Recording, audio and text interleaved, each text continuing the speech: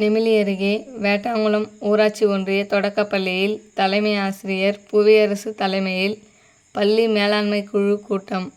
ராணிப்பேட்டை மாவட்டம் நெமிலி அடுத்த வேட்டாங்குளம் கிராமத்தில் உள்ள ஊராட்சி ஒன்றிய தொடக்கப்பள்ளியில் தலைமை ஆசிரியர் புவியரசு தலைமையில் பள்ளி மேலாண்மை குழு மறுகட்டமைப்பு கூட்டம் நடைபெற்றது. இதில் சிறப்பு அழைப்பாளராக பட்டதாரி ஆசிரியர் மாண்புகுமார் அவர்கள் கலந்து கொண்டு கண்காணிப்பாளராக செயல்பட்டார்.